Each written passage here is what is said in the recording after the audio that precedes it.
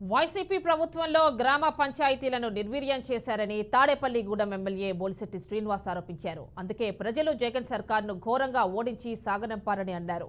రామన్నగూడెంలో నిర్వహించిన ప్రజా దర్బార్లో పాల్గొన్న ఆయన భూమి, ఇసుక, ఖనిజాలు, మద్యమని తేడా లేకుండా అన్ని రకాలుగా రాష్ట్రాన్ని దోపిడీ చేశారని ఎమ్మెల్యే బోలిశెట్టి మండిపడ్డారు. కూటమి ప్రభుత్వం ఏర్పడి నెల రోజులు కూడా కాకుండానే జగన్ విమర్శించడం ఏమిటని ధ్వజమెత్తారు. రాష్ట్రాభివృద్ధికి కూటమి ప్రభుత్వం కట్టుబడి ఉందని, రాబోయే రోజుల్లో ప్రజలు మెచ్చే విధంగా పాలన ఉంటుందని బోలిశెట్టి తెలిపారు.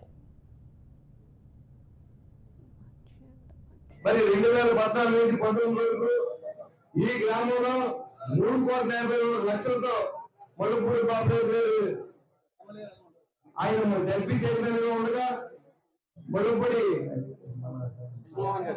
కృష్ణమోహన్ గారు సర్పంచ్ గా ఉండగా మరి గ్రామాన్ని ఎంత అభివృద్ధి చేశారో మీకు తెలుసు.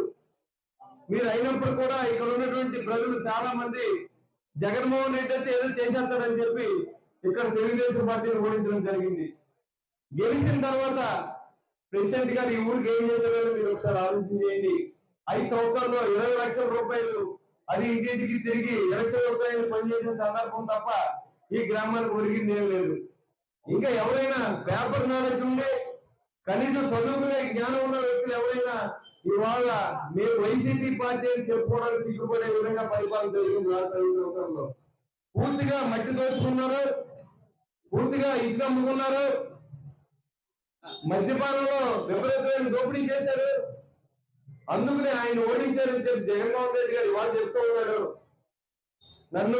నేను ఓడిపోయింది దానికి కారణం ఇవి బాసులు లేదా అందరూ కలిసిపోయారు, ఢిల్లీ నుంచి పాచికలు వేశారు, సొల్లు కవులు చేతగాని మాటలు చెప్తా ఉన్నారు.